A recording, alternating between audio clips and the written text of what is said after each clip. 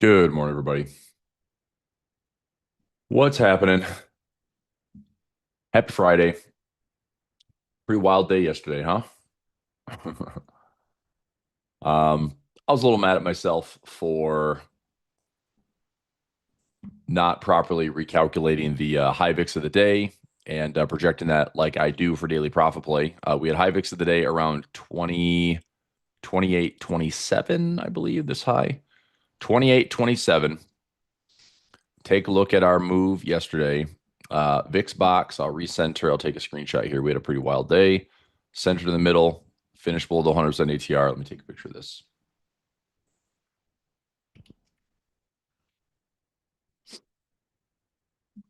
All right. So ATR tracker.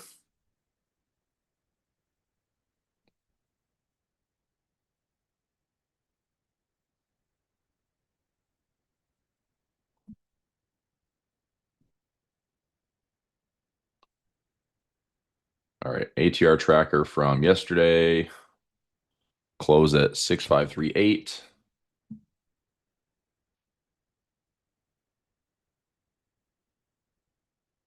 Outlier move day.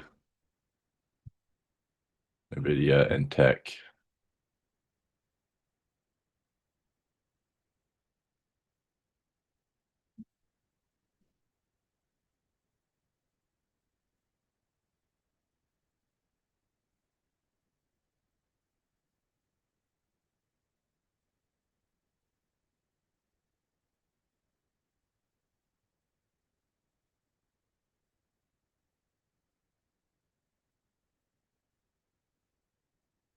All right. So the VIX spiked up to 28.27. I will give you that measurement and how we could have properly called the bottom yesterday. This is, my fault for not adding in another trade for defense, which would have been nice. I ended up losing about it was 785 on the day yesterday.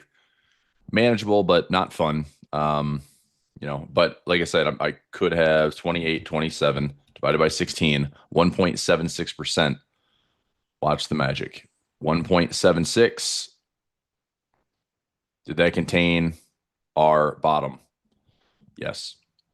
So if I had a trade sitting at that 1.75, 1.76, which would be some type of iron fly, some type of broke wing butterfly, that would have been sitting around 65.30. So 65.30, it wouldn't have been a profit trap unless it was a fly, but still, you're safe, and that's certainly better than taking the double loss. So managed that. I cut the daily profit play off early, saved $100, took a full loss on the broke wing butterfly for 400, and then I put in some iron flies that I actually thought looked okay for the day. We had a bounce here at 70. We had a bounce here at 60. I'm like, okay, let's hold 60. Nope. So ended up missing by about 20 points yesterday. That's exactly what I just explained, Bill. So it didn't work because when the VIX, and again, the hard part, and I've said this, like the hard part is calling the bottom with an elevated VIX. We calculated the VIX out in the morning around 21. Okay. Now, I mean, realistically, nothing was necessarily wrong with that 21 VIX because that's still at like the original VIX on the day. It did go up on the day, right? And it was pretty insane that it was, I'm calculating out the highs and lows very conservatively. The market move on the day, even from here, right? We had the plus minus like 50 on the day. So clearly there was a failure on that part. So here is your, 112 point move to the downside. That's bigger than any expected move we saw yesterday. Here's the actual from prices open, which was a huge gap up. ADR was at 79 and we dumped 210 points. So with the VIX spiking 45% from low to high yesterday, it's kind of hard to call the bottom. That's all that happened. We had an abnormally, high VIX and a very rare glimpse into like intraday trading and crazy volatility because that is a massive move intraday on the VIX, and that's what kind of distorted everything. So there's your culprit. But like I said, when the VIX hit 28, it didn't go any higher. I took that calculation. I had the number. I just didn't place a trade because I was in for, the broken wing already, plus daily profit play. I had a couple of flies. I'm like, I don't need to overtrade here, but it would have at least helped alleviate some of the risk on the day. So even if I got a few $100 back, that would have at least helped me, manage the day a little bit better. So at the end of the day, are we surviving? I hope so. It wasn't fun, but I'm annoyed. I want to get it back. I'm not going to do it all in one day, unless I get a profit trap of some sort. But next week I'll be fine. So more importantly, is you learn from the day. Did you? I admitted, like, even during the match class yesterday, it's like I probably overtraded. I had 5 or 6 positions open, and I didn't take partial profit at all. I mean, again, I thought that I was doing a pretty good job of casting some nets out there to catch some profit traps, and 60 to 80 to 6,600, even, some part of me had like this sneaking suspicion that, this October 10th bottom, which is this blue line, would offer a bit of a bounce and hold it, like it kind of hold the line for the day, but it did not. So, again, my fault. I take responsibility for, my trades, my risk, and I assess the damage. I'm here to trade today. Let's start getting it back. Okay. Nvidia, Walmart, ads good in the morning. What changed? I mean, it was just a total risk off day. I mean, all it was the same type of risk off day we saw back on October 10th. I mean, I kind of drew this correlation yesterday. This is like really ridiculously creepy how you take I'll just make this a thicker line. Literally take the October 10th candle and look at what yesterday was. It's like the exact same thing. So now the question is, are we going to hold this level, which is now in one day pushed all the way down through the 50-day as, being above it for a split second and now pushing down towards the 100? Okay. I mean, if we look at our dynamic levels, we've had a couple things change overnight. Futures market is up about 0.5%. So maybe the bulls can hold this line, but we are 5+% from the all-time high, and the rate decision for the Fed has completely flipped. I told you this was subject to change, and look at the rate cut future, or the rate cut probability now. Isn't this insane? So all the Fed has to do is say, like, okay, I think we're going to cut rates. Boom. And the market's like, oh, we like what we hear. So could that stage a little, holiday rally? It's very possible. Could we still leak a little bit lower? It's very possible. Do we have to worry about this stuff intraday with daily profit play? No, we just have to show up and trade today. So that's it. I mean, we'll do our numbers. And I've got some gamma here this morning. Positive and negative volatility is around 66.45. We could potentially find some support a little bit lower today, 65, 64.75, but we're going to be opening. I mean, again, it's like we're going to open higher. Futures is higher. So if we open up 0.5%, if we open up around 65.70, are we going to drop 100 points today? Like, this would not be a good feel, right? If we had, after this day, you have another gap up and then another flush to the downside, it's not going to feel great. So I don't know. We take it. We take the numbers as they present themselves. We know the VIX is elevated. We got a 25.15 VIX. So let's keep this number in our head and then keep an eye out for an elevated VIX. So we got a 1.57 on the day. 1.57. Let's go here. So I'm going to take the close, go 1.57.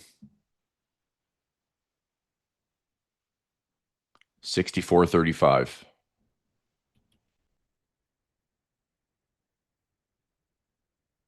And the VIX is 25.15. It's at 25.20. So 1.5. Same number. So 25.2. Excuse me. 25.2. So 64.35 in here. And if we gap higher by about 0.5%, so we're going to open up around 65.72, add the 1.57 to that.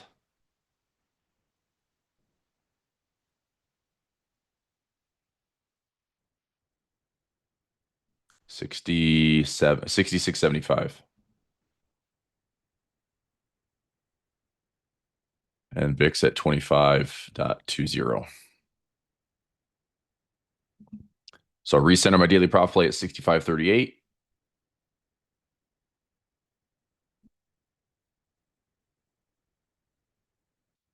Now we get to work. Yep. The good buy levels you recommend shopping around. I don't think it's a good time to do anything, honestly. I think we need to see how kind of risk off this thing gets. Here's what I think would be best case scenario. Best case scenario is deleveraging, deleveraging. If the market holds and this broadening pattern is going to kind of contain structure, like we poke the October 10th candle, we actually technically closed below it yesterday, but we come back into this. So if we see some candles trading inside of yesterday's candle, just like it did here, inside this until it finally broke, and then we had that blow, like kind of blow off top with the no market cap rally, right? That was all led by Mag 7. Everything else is crap. So I think right now is the time to not force trades. We have a high VIX.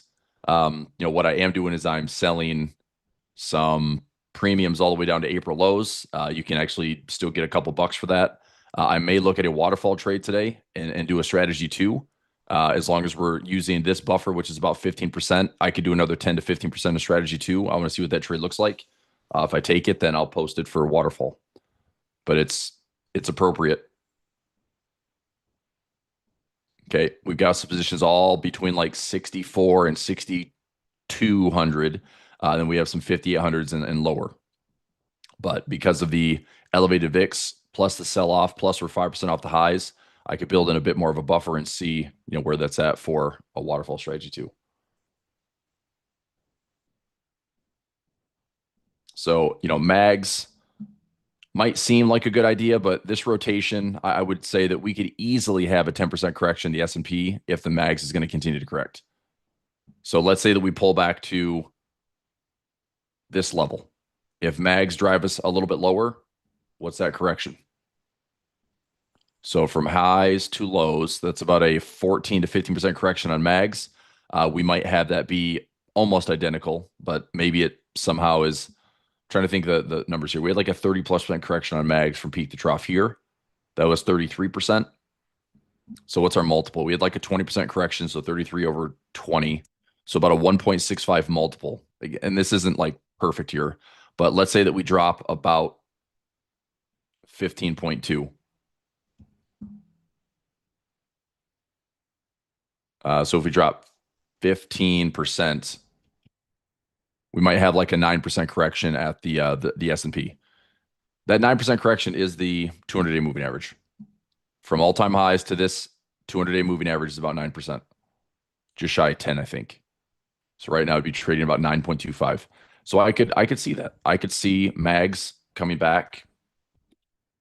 This is what I'm saying is like I don't need to throw in capital at just off the all-time highs. If this market needs a little bit more ventilation, fine, get it.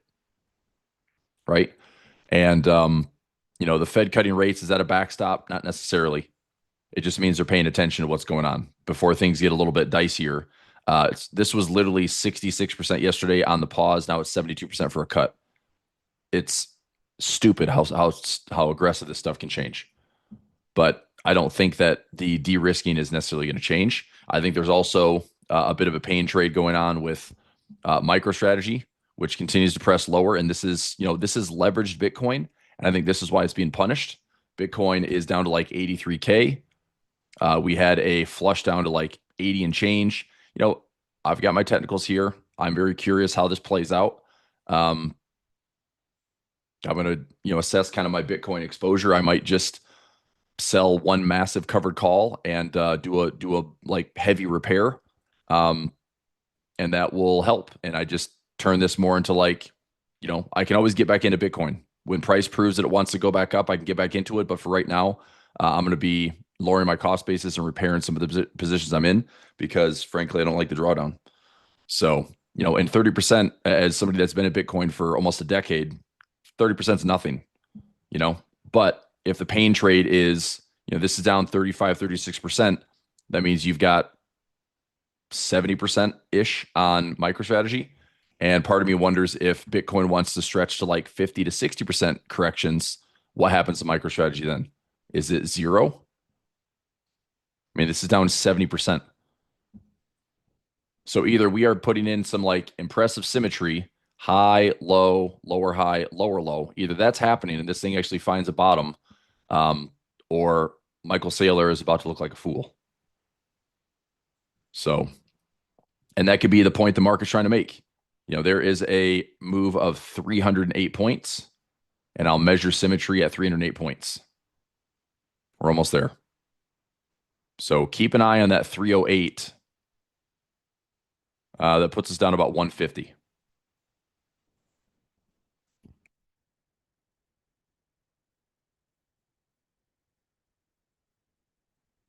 Okay. And I don't know if this is spot on or not, but previous highs were on 200. It didn't hold. 150, you've got a chart alarm, and I'll plot it right there.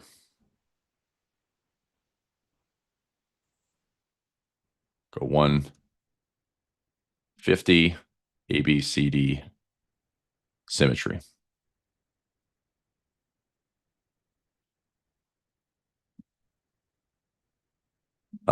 He's probably not saying much. There you go. Maybe delisted from NASDAQ after the 57% drop. Well, so I don't know, man. It's a wild ride. But like I said, because this is essentially leverage Bitcoin, look, you don't need leverage. That's what's so crazy. It's like traders don't need leverage. It is helpful, but it is hurtful if you're wrong. And raising debt to apply it to Bitcoin and leveraging, I mean, this essentially became Bitcoin. It's just leverage Bitcoin. Case in point, when we were hitting highs in November 2024, it's like this was 3 times the price. It was moving the same way, but it was moving like 3 times faster. And now it's moving, more than double. So it's just a leveraged Bitcoin. So I mean, most of my exposure is IBIT versus MSTR, but I do have some shares of MSTR, and I'm just going in like straight repair mode. So I'm selling heavy covered calls. I'm lowering my cost basis a ton, and it's repairable. It's just I don't want to see this thing go to crap, especially if it is going to maintain some type of exposure to Bitcoin. It still has holdings of Bitcoin. I don't think Bitcoin goes away overnight. I mean, you don't put banks and financial advisors and BlackRock in the ring and Fidelity in the ring and start getting a $2 trillion market cap and say like, it's all fake. I mean, it's legit. So it's just risk. It's just risky. And I've said that from day one. So I think what made it a little bit more challenging this year is it became so mainstream and it was such a pro crypto administration that I think this is one of the bigger surprises of 2025. But I also think this is going right along with a necessary deleveraging and de-risking. And this is going to make people pay. So if you're over leveraged, it's not fun. So I'm not. It's just I'm still in a drawdown for my 3 to 4% allocations, which is not fun. But anyway, we'll go from there. De-risking context, it just means that money that's leveraged is going to go back to cash or rotate into more defensive stuff.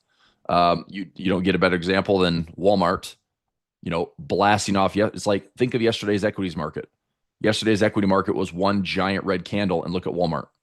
Look at Procter and Gamble.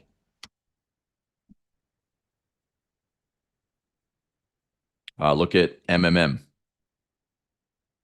Was up, it faded. That's kind of surprising.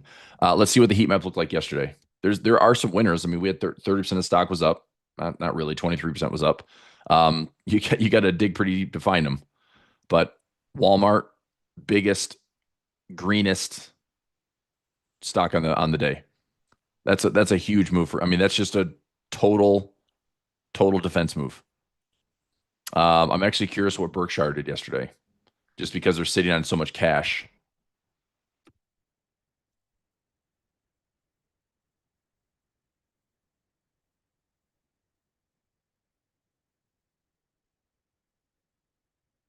There we go.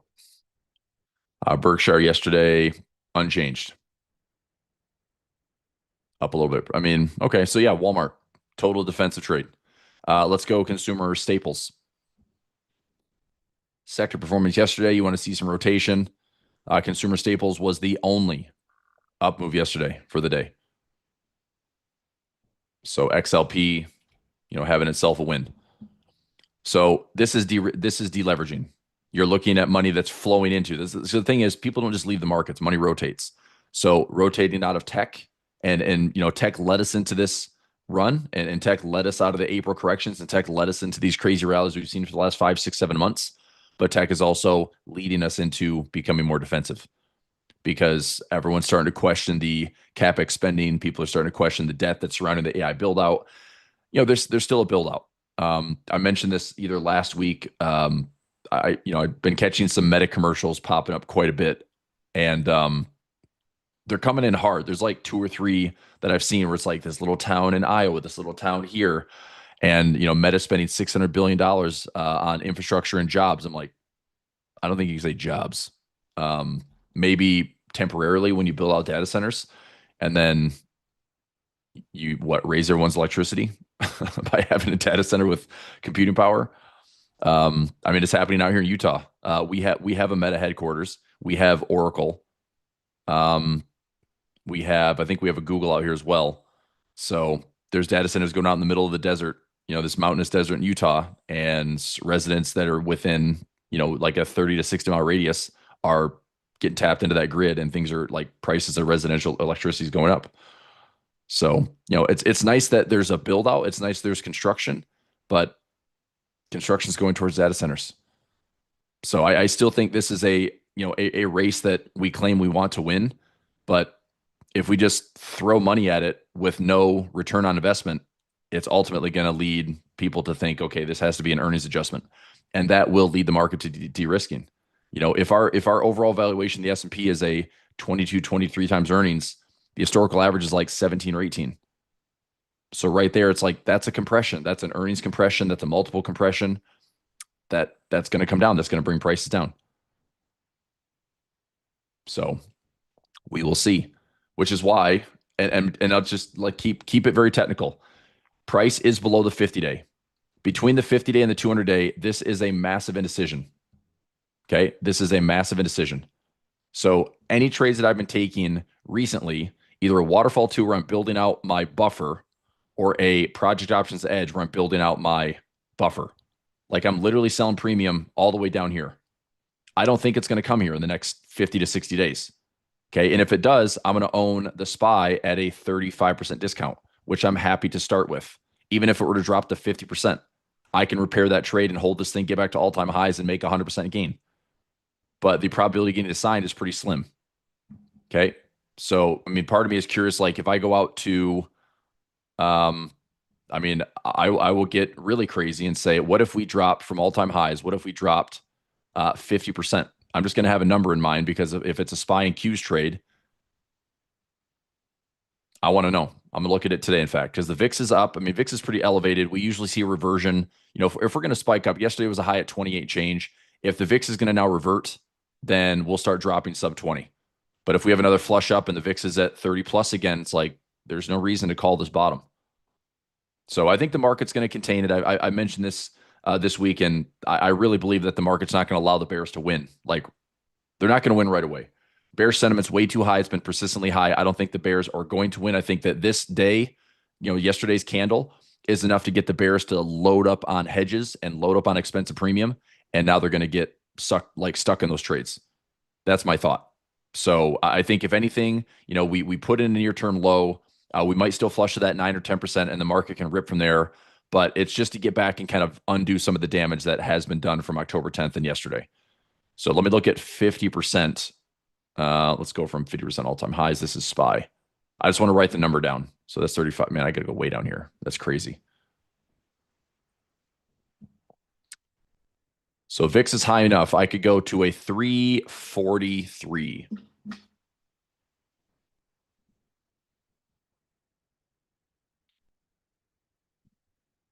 So 343. I'm going to make a trade. and I might go out to December of 2026 to make this trade. But if I was going to start with a naked put or a ratio spread that I can get three, four, $500 income on and still, own shares at a 50% discount, I'm going to do that. So that might be a project options edge trade today. From the Qs, I know we just had opening bell. I'm looking at my numbers here in just a moment. From the Qs, all-time highs down 50%. That'd be 312. I'm going to go a little bit deeper here at 55% just because the Qs are naturally a little bit more volatile. So between 300 and 285. Okay. So that's going to be a little project options edge action today. Let's go to our charts, called our top and bottom. We're gapping up a little bit. Let me get some real-time gamma.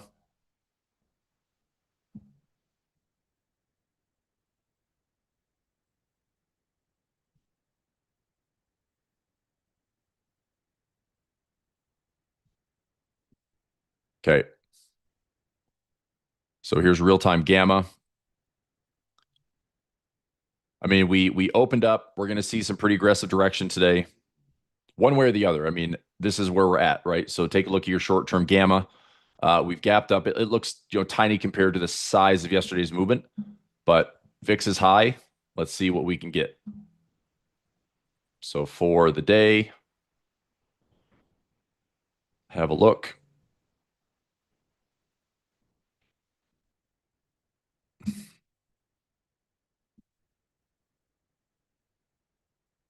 Okay, so I'm going to look at so 80 by 85. We're trading at, this is over 100 points away. We got a plus or minus six. I mean, this is crazy, right? Plus or minus 65. I'm going to go 80 and 85 and 55 and 50. Just going to let this hang out for a buck.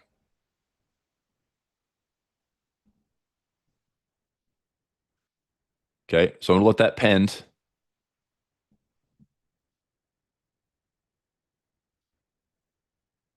And I'm going to switch gears to my SPY, get some numbers here for Project Options X.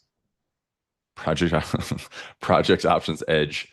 Let's go. And I haven't put a lot of expirations out through 2026, but now that the VIX is high, I think this is as good a time as any because it's difficult, to actually get an intraday move where you can, sell SPY when the VIX is at 40. Usually it's like the VIX is ripping and spiking to 40 and it's all of a sudden it's down to 30. So I'm going to go out to December of 2026 and see if I can get some really low strikes. I said 343 is my strike. So I can go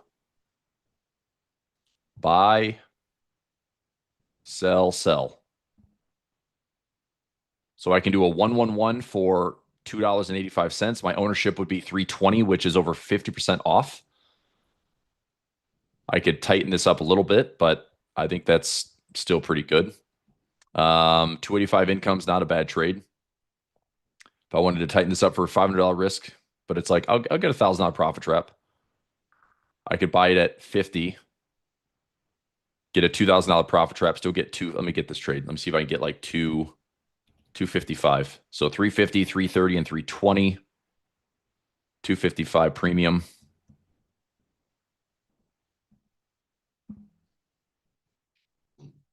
All right. Sorry, let me get my working order in for daily profit play.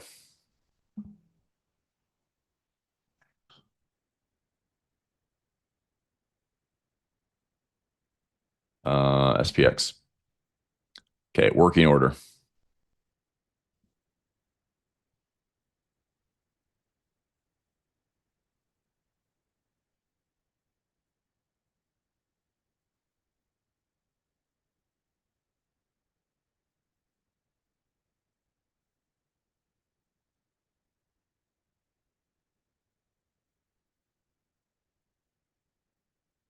Okay, pending order. So that's in. I'm going to work this SPY trade down. Hopefully it gives me more than, I should be able to get 250 for this one, I think. So trading for 256, not filling at 5. Let me go 4, 254. 253. Filled at 253. Okay.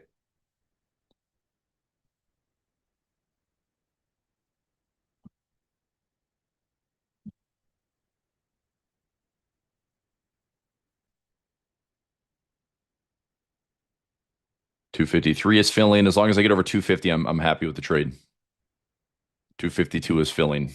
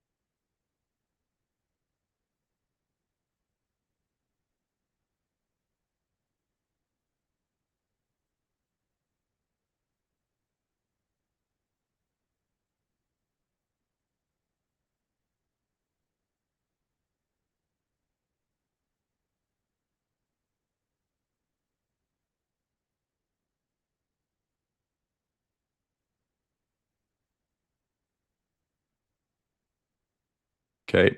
Just bear with me to get these in. I'm going to post this officially for Project Options Edge.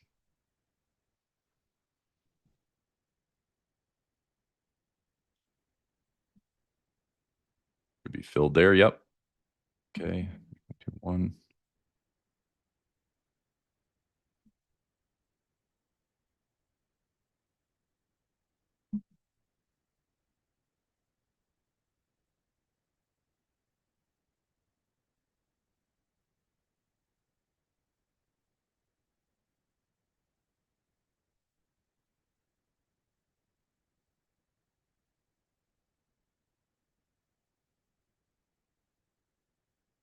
So it's filled, filled, filled, and pending. Maybe 251. 51. All right. Project Options Edge, get in the trade. New trade. SPY income trade. I'm going to do the same thing on the QQQ. SPY income trade. It's a December 18 of 26. Buy the 350 put. Sell the 330 put, which gives me a $2,000 profit trap. And sell the 320 put, which is my naked put over 50% lower. 2.50 credit filled. Okay, I'll do the same thing on the Qs.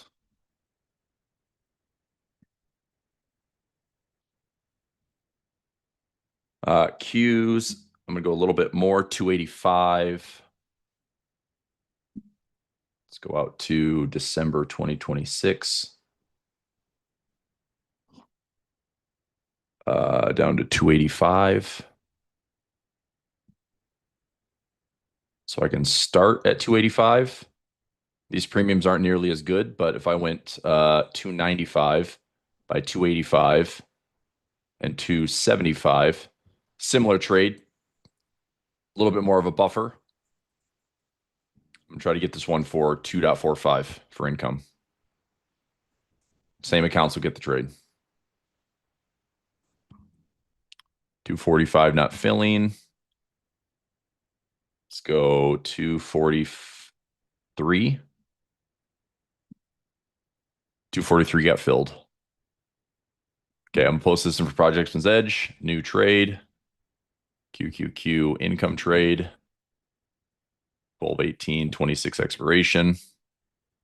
Buy the 295. Sell the 285.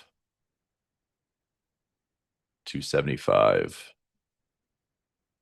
And then a 243 credit fill. Okay.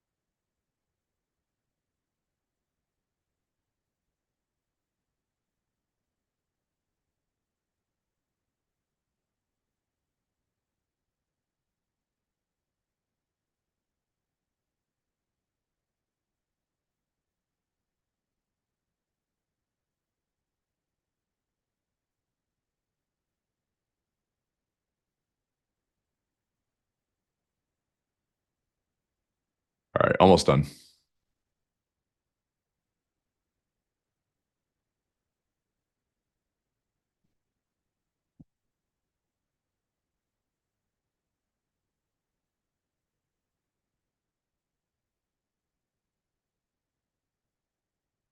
All right, so that's 242 and 250. So 493, 1, 2, 3, 4, 5, 6, 7, 8, 9, 10, 11, 12, 13. So 493 times 13. Little trade for 6,400 bucks income. Didn't hurt anybody.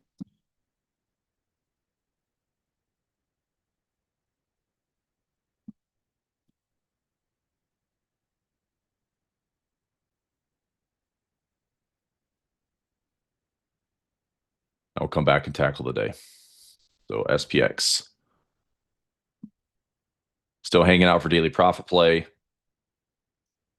I'm curious on the day if things are just going to hang out and be like a big nothing burger. There's a lot of potential volatility with the VIX at 25, but with yesterday's move, um, part of me almost wants to have something like I almost want to spend today's as like a profit trap here, profit trap back to the positive negative gamma pivot, and profit trap, maybe down to the lows. So there's going to be some weakness there, but I want to see how much, if there's a little bit of risk on the day versus a lot of risk. Still have midfield on daily profit play, but let's see if we're hanging out like 40 to 60 zone. I might just put in a couple of iron flies as I'm waiting to see if I can get filled on. If I get filled on my daily profit play. So 65, 50, and 60. See if we can go like 75. That'd be 25 and 25. I risk 175. I mean, this is a pretty good looking trade. If we stay kind of range bound for the day, 23.40.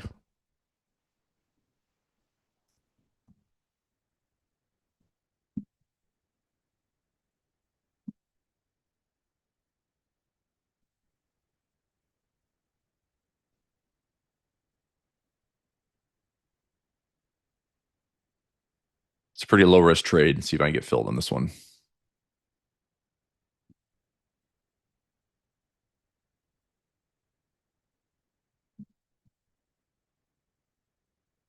All right.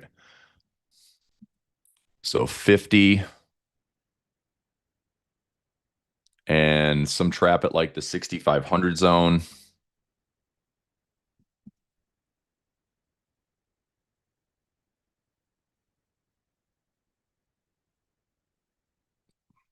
There's our daily profit play.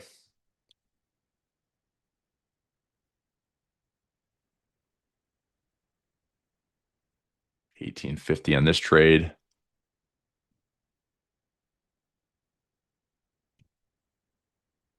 Go 80.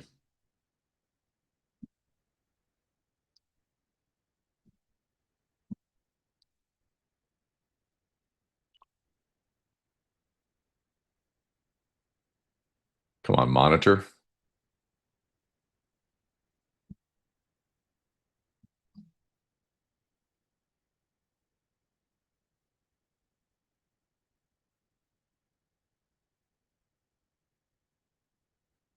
Okay, so we got a 6,500. So I'm looking at a couple profit traps here. I'm going to throw this in for double ups. So I'm looking at a profit trap around 6,500, profit trap around 50 and 60. And I'll go up here towards the positive negative gamma pivot, which is sitting around 45. So maybe a 66, 50, 66.50 up here, 25 and 25. It's a little bit more risk. Maybe I'll stagger this.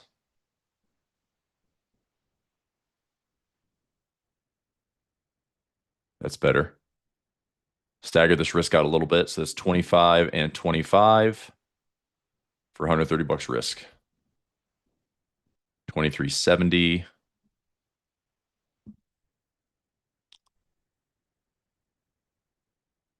Filled. All right, double up. You're going to have a pretty crazy day. Bear with me. Um,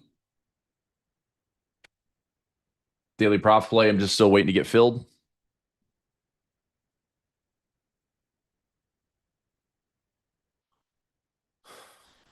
Okay. So I've got new trades for Project Options Edge and double ups coming in with some traps. Double up, new trade. I'm placing 3 profit trap trades for today. Low,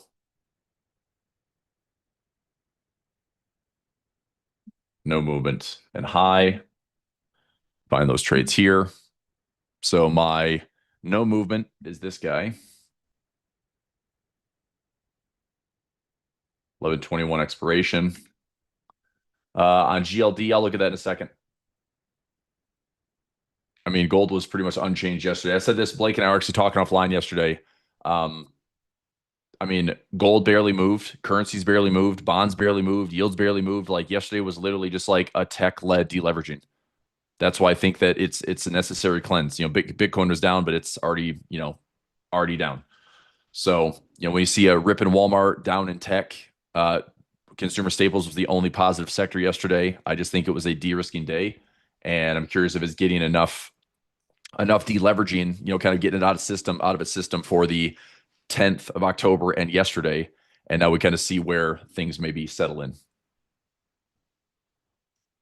Okay. So selling the 65.50 call.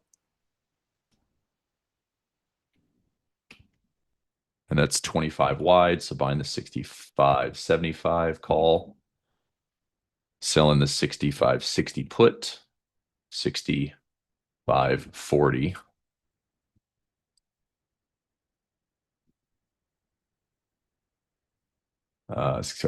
35 put. There we go. So 23.25 credit.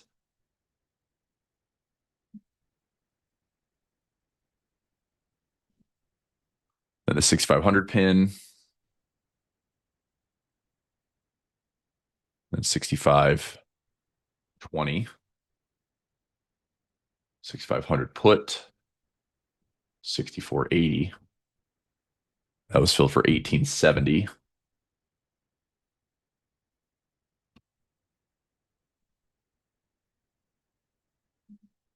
And the 65.50 or 66.50 call.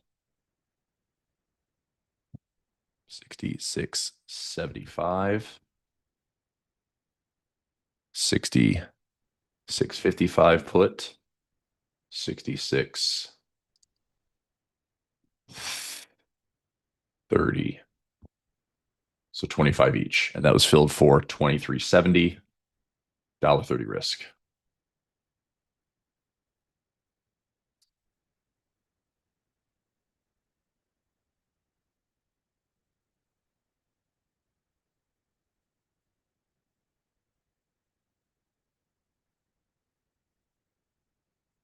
Okay, I'll be managing those for net profit. So now I could find all these. Let's find this one first.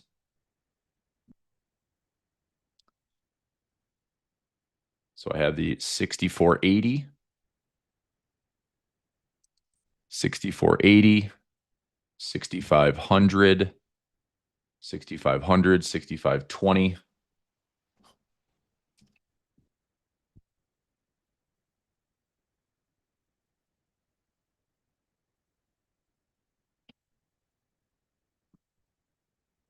And then the 65.50, 65.60, 75 and 35.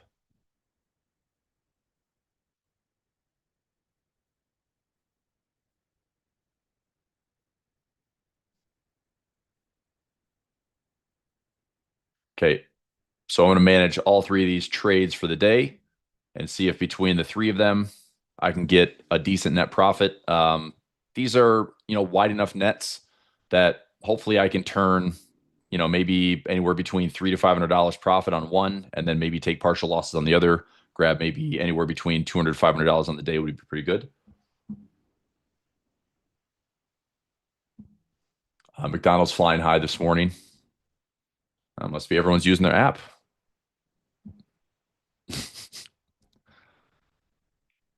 No, it's I mean your typical like value meal. I think I saw this the other day. It was like McDonald's commercial like 8.99. I'm like, that was never a value meal price, but it has been the last couple of years. You know, have you all heard of the Big Mac indicator or the Big Mac index?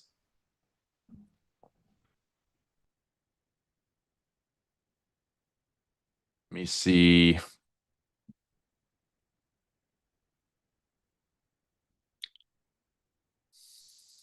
A Big Mac is 5.79 in the US, 5.43,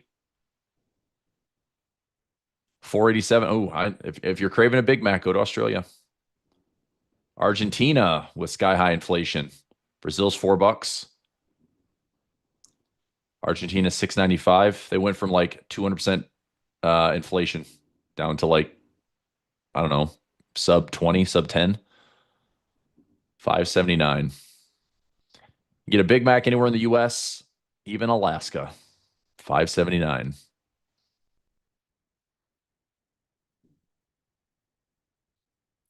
There's no Big Macs in China. Just kidding. Saudi Arabia. Anyway, crazy. They're sending all the beef to the US. I mean, they need to. They need to. Our beef price has been going nuts.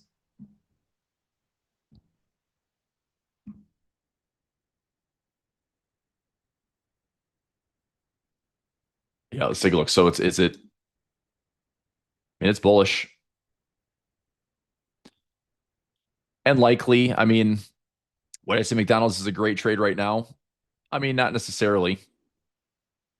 It's okay. I mean, it's not a massive dividend company, 2.46. It's low beta though. I mean, beta is 0.27. So little to no volatility. But I mean, if I'm looking at this, it's like dollar cost averaging to McDonald's seems reasonable. But it's like I wouldn't go all in on McDonald's at 307. It's like going at 307, uh, and then maybe a pullback at 250. So part of it here, part of it here. That's kind of your core position, and just kind of hang out and let prices do its thing. It's going to be a slow grind. I mean, from COVID lows, it's up 150%. But inflation all by itself, I mean, I think we've had inflation averaging about 4+% since COVID. We're being told it's, target 2%, which is just absolute fiction.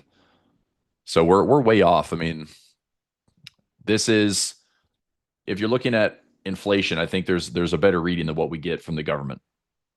So I watch this quite a bit. True-flation index has been coming down by about 20 basis points. So we peaked around 2.7, it's 2.41, so it's down 30 bips. We haven't had an inflation release in a while. I mean, CPI when it came out, it was higher, slightly higher, like 1/10 of 1% higher. I think that's heavily manipulated, just because this has gone up from, let's say this year, August lows of 1.6 to 2.7. I mean, and this is a measurement of like all things, not just, hey, let's take away food and gas, right? Food and energy prices, we don't include those in inflation readings. We'll have shelter be 40% of our inflation numbers. So this is just a little bit more of like an accurate. So what I use this for is when we come into those CPI news events, what I'm looking for is generally, is this trending higher or is this trending sideways or is it trending lower? Because if it's trending higher, I expect the CPI print to actually be higher. Like could be 1/10 of 1%, but it could still be higher. If it goes sideways or we're sideways on trueflation, then maybe an unchanged CPI. If we're trending lower on trueflation, then maybe an improvement from the release of CPI. George, that's awesome. First time I bought a Big Mac 1967 for 50 cents. Well, if you put that 50 cents in the S&P, George, who knows it'd be worth today? Everyone's seeing that. Like if you stop buying coffee at Starbucks every day and you put it in the S&P, it'd be worth this in 50 years. It's like, I get it, but people like coffee.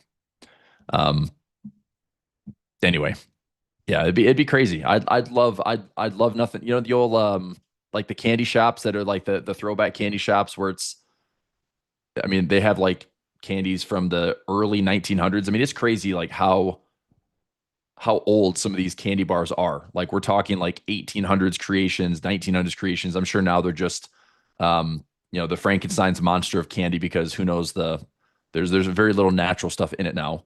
And then if you get healthy candy, it's so expensive. And we had, cocoa futures were ripping like crazy these last couple years. So anyway, for fun, I'm going to set a chart alarm here around 2:55 on McDonald's. I think that's a good spot to kind of scoop up a discount if we can get it. I don't get excited about a 2.5 dividend when I've got something like, Philip Morris, which is a 7%er, even Pfizer, which hopefully gets its crap together at a 7% dividend. Stuff like that gets me a little bit more excited. 2002, I used to go to BK, two Whoppers for $2. Yeah. Well, how about Arby's, right? Arby's 5 for $5. They've been doing that for like 20 years. Now it's like 5 for $10. I still don't know how they get away with that.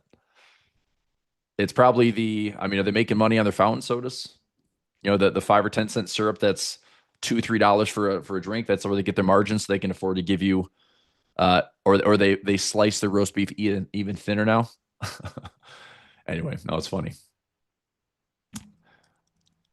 Uh, Funny story, like high school, we were one of the only schools in our area that had an open campus. And so the mad dash that, myself and friends would get, like we'd, run out of class, run to our cars, drive all of like 10 to 15 minutes, and then wait in, lunchtime lines in fast food, get the food, stuff our faces in the car, get back like maybe with a few minutes to spare, most of the time showing up late.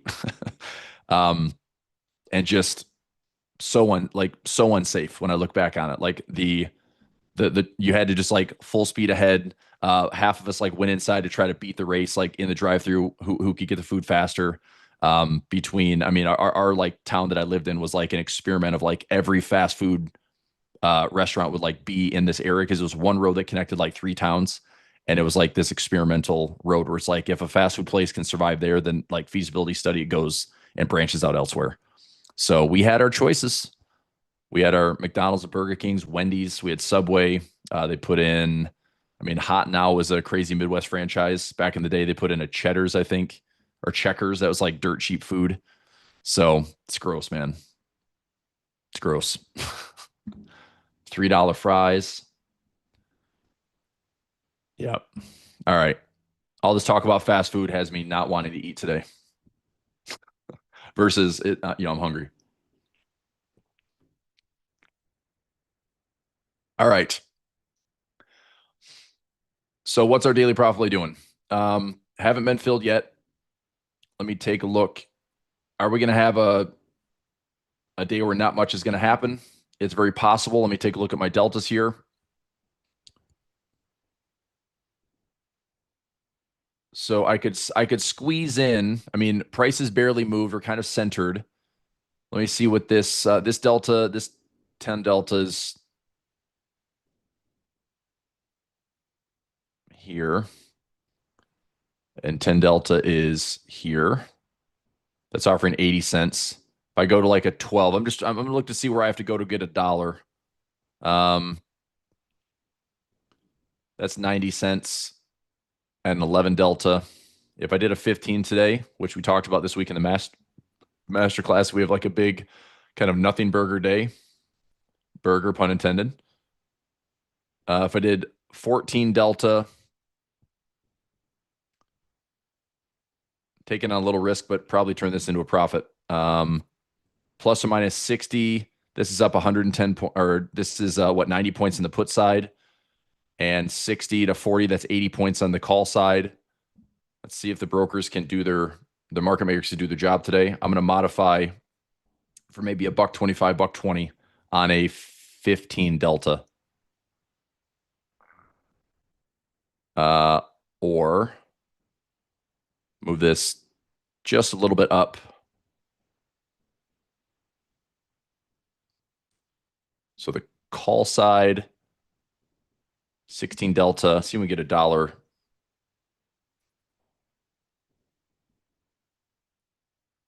30. Let's try to get buck 30 on this one. If I get this one filled, then I'll cancel the previous $1.30 not filling. $1.20.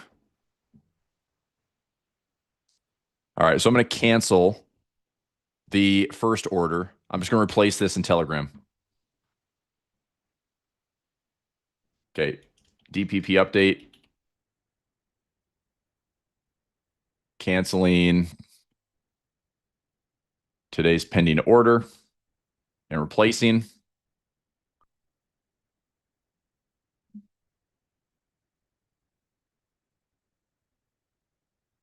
$66.40.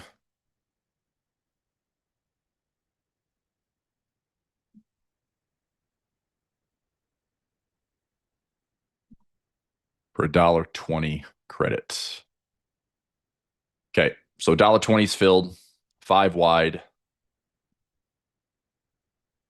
So looking for an 84. We'll go 85 debit or lower for profit target. Yep. So I'm going to go 85 cents. So if I get 35 out of the 120, it's a 29%er.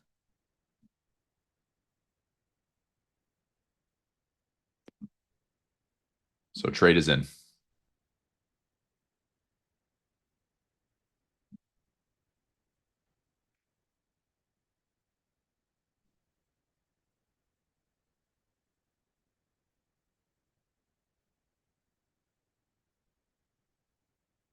Center price is around 65.55.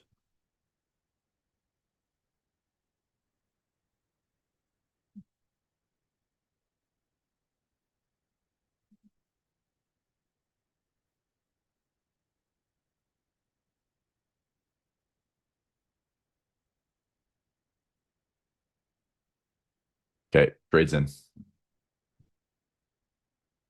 All right. So we got some action today. Daily profit play is in. Double ups are in. Got a couple of profit traps. I'm going to box these in.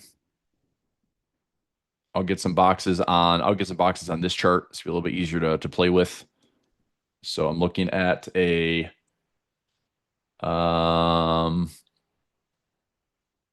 75 to 35 area.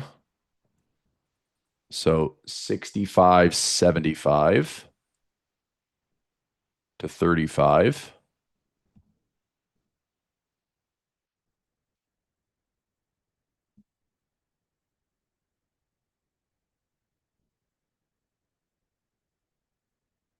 So about a $40 area there.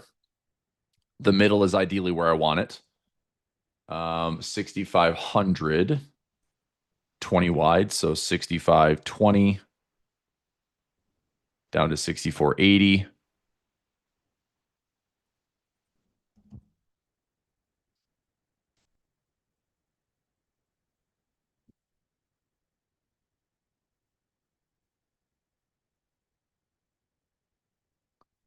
And 66, 75, and 30. 66, 75, and 30.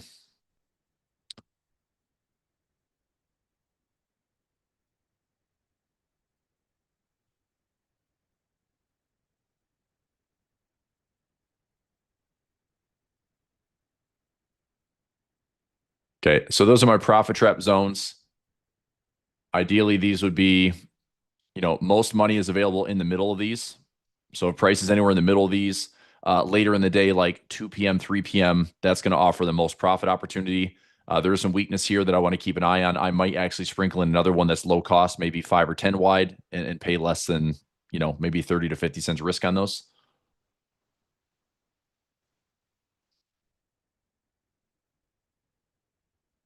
Not necessarily there, Rob. I wouldn't, I wouldn't bank on, if I can turn my daily profit play today into like a, 40, 50, $60 winner, I'll just take the profit. I mean, market makers may do their job and keep things within the levels. So for the trade today, we got filled. We need 40 on the call side. So 66.40 on the call side.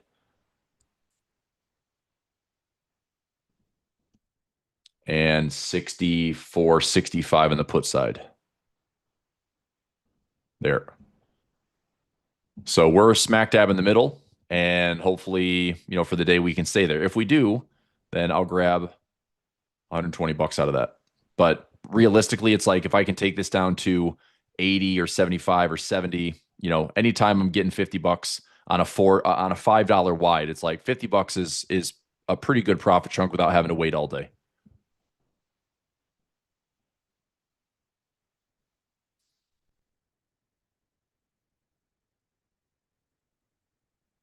Let's see, regarding profit traps. Yeah, it's going to be expiration, Sean. We talked about that in the master classes. Those profit traps are only good at expiration.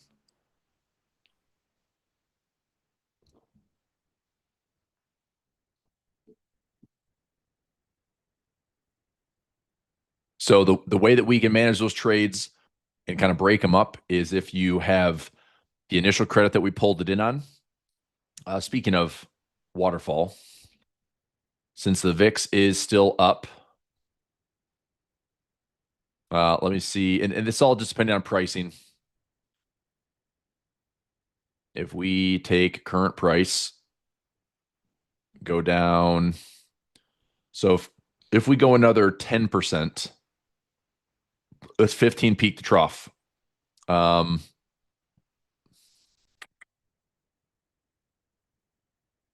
is 58. So 10% on the nose from current price is around 5,900. Right. So SPX 5,900. And if I go from current price down a little bit more, 55.85. All right. I'm going to price these out, maybe sneak in a trade for waterfall income.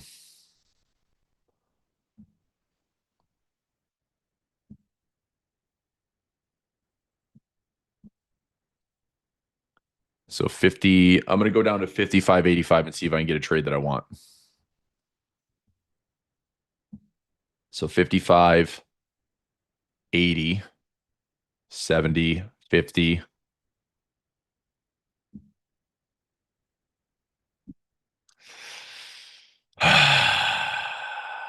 Tighten up the risk.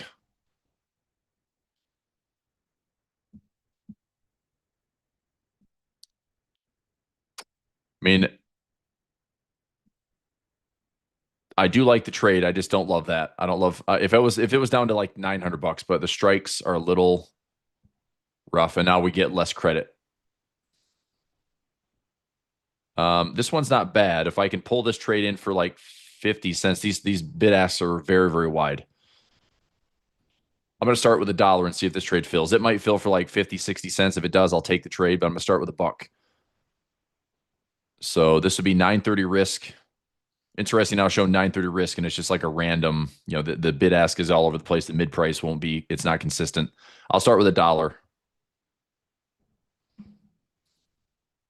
Dollar's not filling. Let's go 75.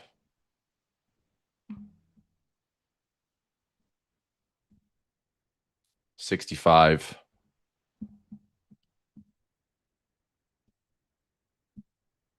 If I can get 55 cents, I'll take the trade.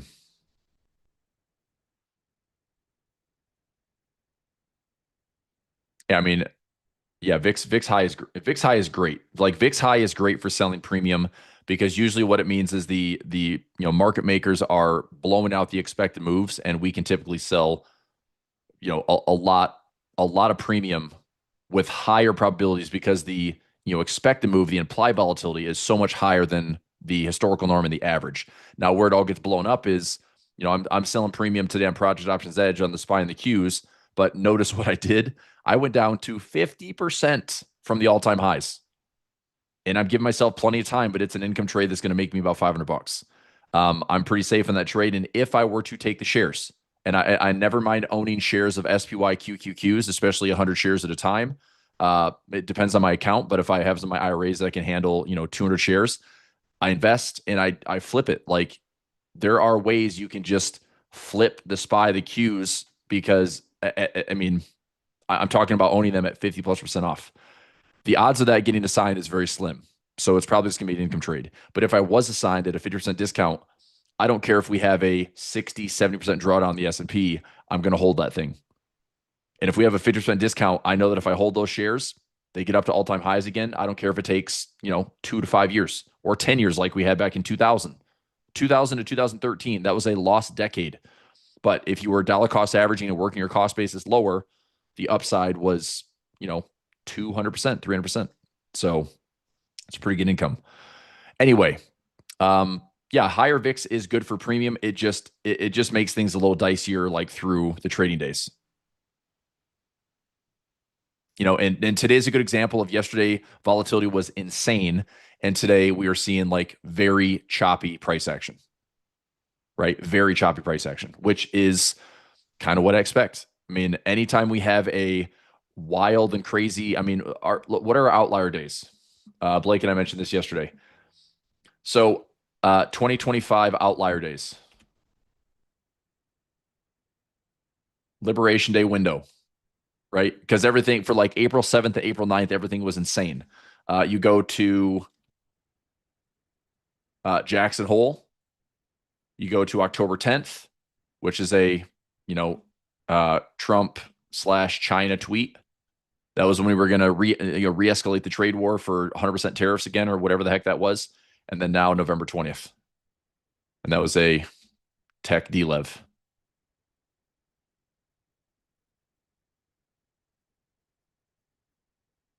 I think it was all set up on the timing of NVIDIA, right? NVIDIA had great earnings that beat, gapped up. The whole market was up, back above that 50-day moving average, rug pull. Huge fake out. So we're talking about showing up and trading every single day for daily profit play, having 1, 2, 3, 4 days where, holy crap, look what happened. And then every other day is just business as usual. So when we can survive these days, or even losing, I lost Jackson Hole. I lost $400 in Jackson Hole and then made like $2,500 in the next 2 weeks. Liberation Day. I mean, I think we traded. I mean, I know we traded through this stuff. We actually, through the month of March and April, we still had like a 90% win rate through all these crazy days. October 10th. I don't remember if I made money October 10th because it finished at the lows of the day. I think we took a daily profit play loss. I had a couple of lows in. Let me see. Let me look at my tracker here. October 10th. We made money. Yeah. I mean, we had a winner. Oh, so this is in the morning. Our morning trade was fine. We grabbed, I've got $60 of profit. And I know the tweet started at like 11:30 or 12. It was an afternoon sell-off. So we were already out of the trade in the morning. And then yesterday was yesterday. I remember it. The only thing, my mistake yesterday was I didn't recalculate my bottom based on the 28 plus VIX. We had a 28.27 VIX high. All I had to do was calculate that and put in, a fresh defense trade, and it would have at least helped, take some of the pain away for the day. Like 785 for the day is not a huge loss. It's totally manageable. But had I grabbed another $1 or $2 or had a profit trap, that would have possibly, mitigated some of that risk where maybe I walk away with under a $500 loss, more manageable. Maybe I get a profit trap and reduce it to, only a couple $100 losing, or maybe I turn a profit. Either way, I could have done better by recalculating. That was my only regret from yesterday. Okay. All right. Still no fill on daily profit play. What? Really? I mean, the trade's now trading for like 110. I mean, deltas are about the same. Let's see here.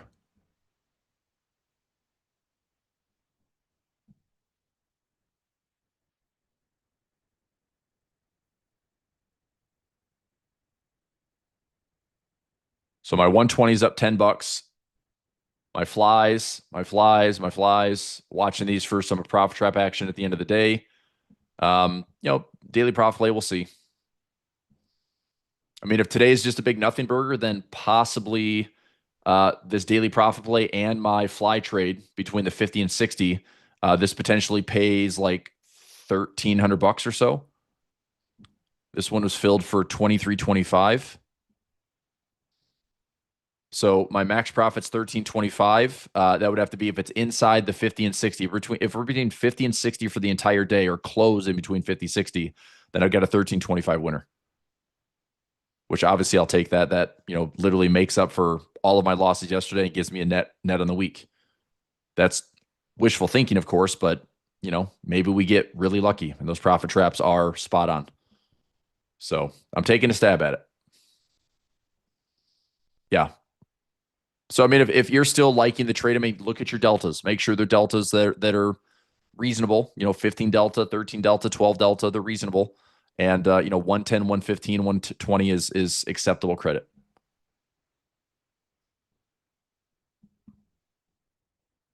Okay.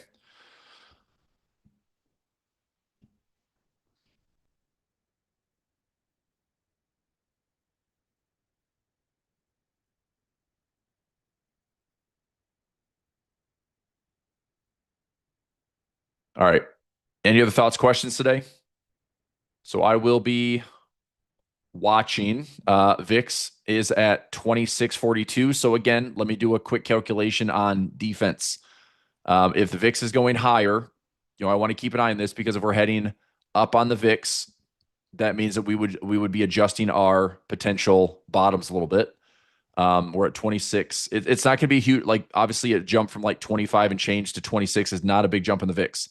What was a big jump was going from 19 to 28. That changes things. This was like a 1.45% expected move, and now it's a 1.76 expected move. That's a huge difference when it comes to putting our strikes at tops and bottoms. Okay, and now the VIX is going up. So as far as defense goes today, we'll keep an eye on, if the VIX crosses 28, I've got a chart alarm there. If that's the case, I might watch. It might also be a day where the VIX just does this up and down, right? The VIX stays choppy, but keep an eye on where the high is of the day if you're going to put in a defense trade.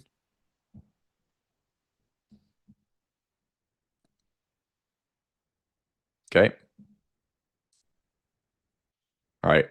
And look, I'm just get everyone's expectations around bracing for some more downside. If there's follow through from yesterday's candle, the 100 period moving average is right here. Okay. Below that, we're talking 144, 200. Something tells me that the safest spot for this market, as far as us having a correction and still holding, would be the 200-day moving average and the previous all-time highs. That's a 38% fib level. So you take this entire low from April, this entire high from the highs in late October, November, and this would be a 38% pullback, which is a classic fib number. Okay, so we have a 23% fib right here. We have a 30% Gann retracement right here. We have a 30% right here. All these levels offer up some near-term support. But getting involved right now and saying this is the bottom, this is not the safe trade. Okay, the safe trade is to let this stuff settle. If we're less than the 50 period, then essentially you're going into indecision. This is what I talked about this week in my income grid, right? That's the dashboard that I'm building. My macro grid will give us like the path of least resistance. If we're inside the 50, we have to basically just trade with discretion. It's okay to stay out. It's okay to stay out. And then the nice part is let's say that we flush down here, right? And then price, let's say we're down here, the 50 period is coming over, and then price rips back up to the 50-day. Well, if we're back up to the 50-day, you start resuming a buy zone.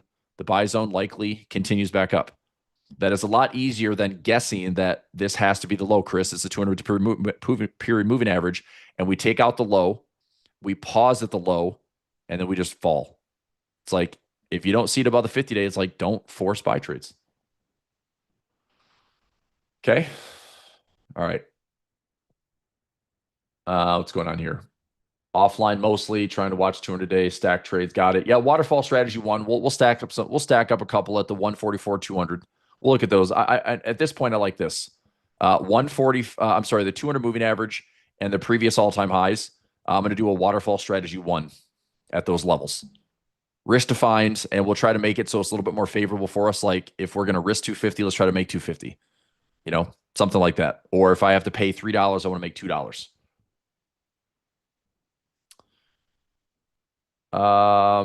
Richard says, so Richard, are you out? I mean, did you already take a trade and you're out with profit? Why'd you get into 80 cents? That's 40 cents different than me. Or did you take the first trade for 80 cents instead of a dollar? Okay. The first trade. Okay. So the first trade, so here's my Telegram for members, right? Um, Here was our first trade pending at a dollar. It didn't get filled, right? I made an adjustment because just assessing price for the day, it's been pretty quiet, which isn't a huge surprise from what we saw yesterday. Yesterday was a wild and crazy move. So I canceled the pending order and I replaced it. So I am currently in with a $1.20 fill with a slightly higher delta on my daily profit play. If you're in this trade, you get in for 80 cents.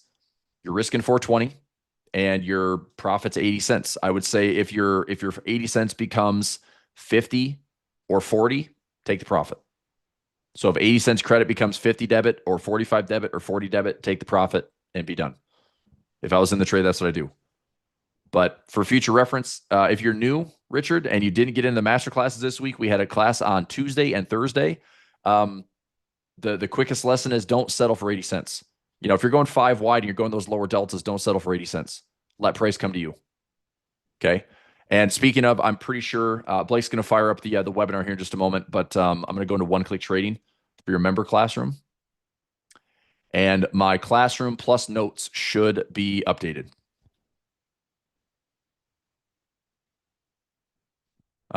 Something just got filled. I was gonna say, I think something just got filled there. I think I just had either okay, so 6,000 got, okay, we got a waterfall strategy 2 getting filled at 50 cents. That was across the board. I did that for all accounts. All right, that's a waterfall income trade. Let me get that one updated.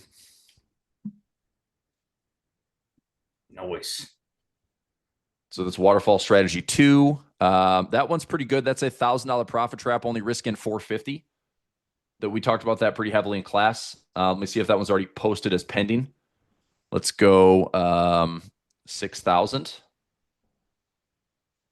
Yep. Okay, so that's trade number 122 is filled. Okay, waterfall income update. I'll post this in Telegram. Waterfall income, trade management, new trade filled. SPX, that trade is number 122. Trade 122 SPX.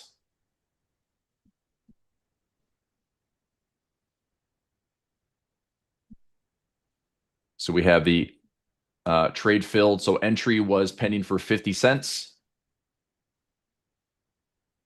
We have a 450 max risk. We have a $10 profit trap. Break even price would be 50. What is my break even price? Because of the profit trap, our break even price is going to be 5964.50. As long as SPX is greater than 5964.50 by 116 expiration, we keep profit and potentially have a nice profit trap.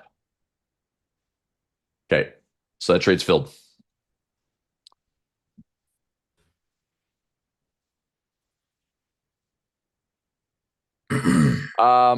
Yeah, but I closed those out manually, Sean. Those losses in December last year were me closing them out manually. They would not have lost if we let them go.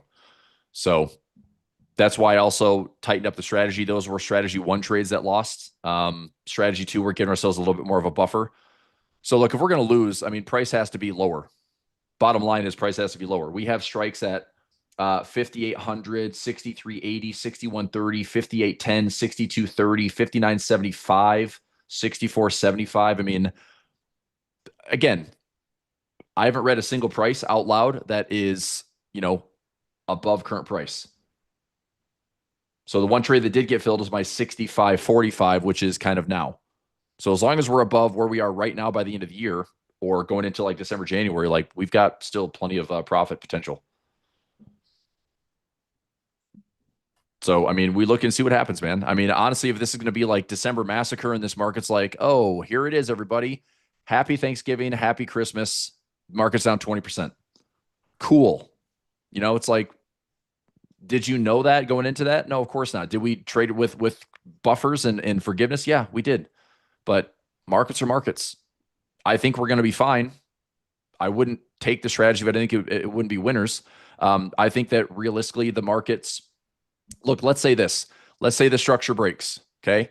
If this is a head and shoulders, we still have a right shoulder to form, which means the market still has an uptick, right? Even if it's a dead cat bounce, we could still hang out here for a right shoulder, break that neckline later, and we've got profits to manage.